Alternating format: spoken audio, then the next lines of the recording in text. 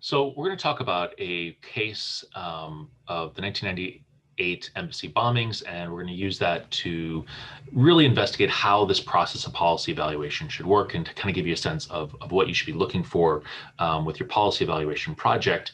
I should also note that this lecture, I guess, is case study, is intended to work through VoiceThread, and so there's a couple points at which feel free to jump in and add your reaction. We'll have sort of a conversation around some of these slides. So I want to just begin with the basic criteria that we use when conducting policy evaluation. So we've talked a little bit about this idea of costs and benefits, and you certainly want to think about, is this good at achieving the goal that I'm working toward, and what are the costs and what are the risks? But I also want to flag a couple different criteria that we would use. One is to consider the scope of a problem, right? Is this a big challenge? Is this a huge challenge that we're facing? The problem that we're looking to respond to, is it affecting millions of people, or is it affecting dozens of people? And so having a sense of the scope of a problem can help give us a sense of whether or not it makes sense to invest, large quantities of resources or small quantities of resources to respond to that problem. And so I think scope is a useful starting point. It's also something that in your policy evaluation, you can provide information on in terms of helping policymakers evaluate that, right? So data that you have about how many people are affected by this, or what's the cost of this particular situation, can again be helpful in sort of setting the stage for thinking about what makes for a good policy. Secondly, we want to consider, is this a viable policy, right? Is it likely to actually work? And so we talked a little bit about this idea that policy evaluation is a theoretical activity, that we are sort of imagining how the world might change if we take a particular action. Some of those actions are going to be high risk. Some of those actions are going to be low risk. That might be something we want to consider. Also, we want to consider, is this actually plausible? Like, if we take these steps, will it actually achieve the result that we're looking for? And there's a little bit of ambiguity in that, right? Because we are making a prediction about the future, but it's worth thinking about, is this a plausible thing to be trying to pursue? We want to think about whether things are cost effective, right? How much is the input? How much is the output? Is there a good bang for your buck on that? I guess would be one way of saying that.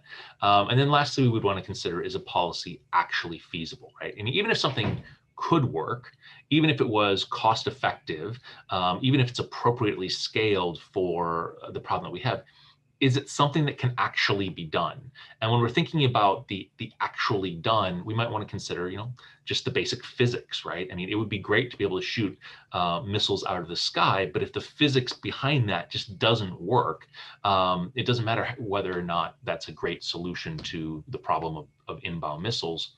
It's not feasible.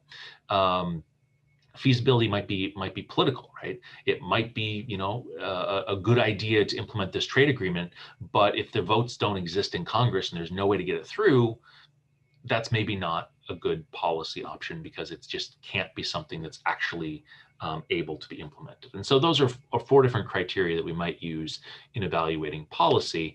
And I'd like to apply those to that case study of the embassy bombings from 1998.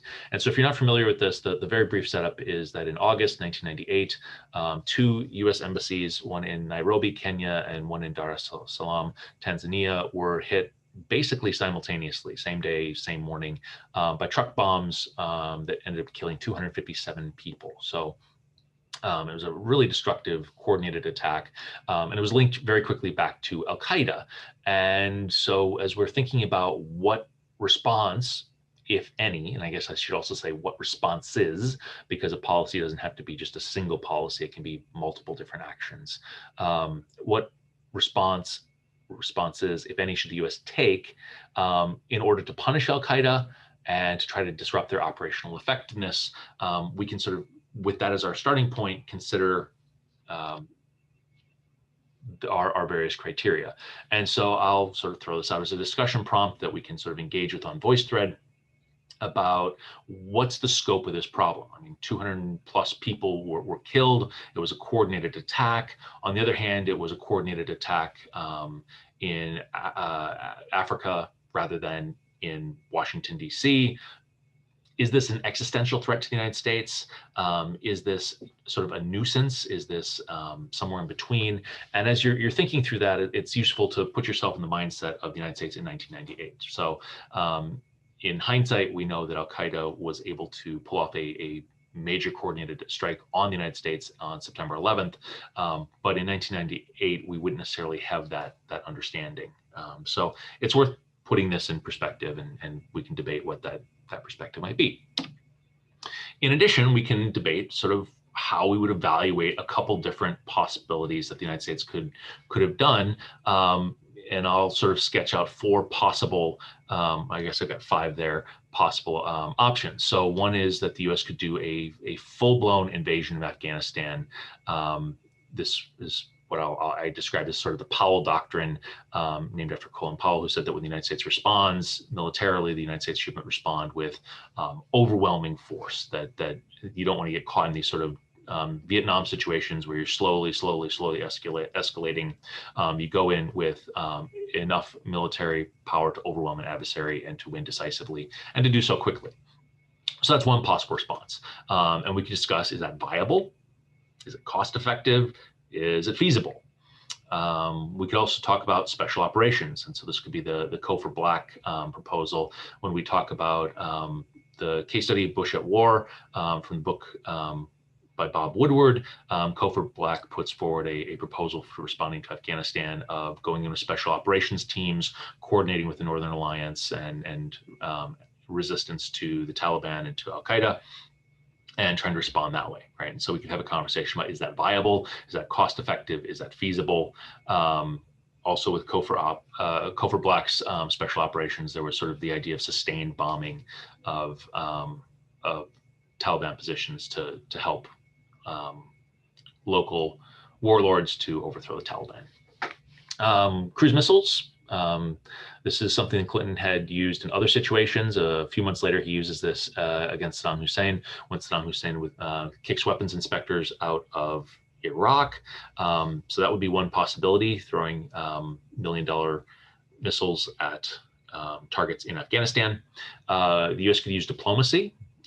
Could call for sanctions, diplomatic sanctions through the UN. It could issue a statement denouncing Al-Qaeda. It could work with partners to maybe increase information sharing. These are options. Or the United States could do nothing. And so we have a range of options. And I would encourage you, when you are building your policy presentations, to think about sort of a range of options. And we can think about sort of a maximal option, a minimal option, and maybe a couple different options in the middle. Or we can think in terms of tools of foreign policy, right? What would a military option look like? What would a covert operation look like? What would an economic response look like? And what would a diplomatic response look like? And so there's different ways that you can sort of sketch out this range, but I'll throw this out here for discussion. And then I want to pivot to what actually happened. And so the response that the Clinton administration went with was to launch cruise missiles at Afghanistan and also at Sudan, hitting a chemical factory in Khartoum. The cruise missiles that went into Afghanistan were largely ineffective, and they were largely ineffective because the camps had largely been abandoned in anticipation that the United States might be hitting them militarily. And so the U.S. ends up spending, $60 million plus to conduct an operation that really didn't degrade Al-Qaeda's operational effectiveness in any meaningful way, and really didn't accomplish that goal that we had sort of posited was on sort of the Clinton administration's agenda for how to respond. And so I'll sort of leave us with a couple additional discussion prompts about whether or not this was a good policy choice, given scope, given cost effectiveness, given viability, and given feasibility. And so we can discuss whether that's a good option. And if it was a good option, or if it wasn't, what were the politics that might have affected that, right? And so one thing I would maybe consider is, what would the American public have supported in 1998 in response to bombings in Africa that might have restricted or limited that? What are sort of the political constraints in terms of what requires congressional sign-off versus what can presidents just sort of do on their own with the sort of military powers that they have available to them? And we could talk about other things that might constrain the Clinton administration in 1998 in terms of how they responded to this as well, that might help us to understand how the Clinton administration was working through that matrix of feasibility, viability, cost effectiveness, and a response to a problem.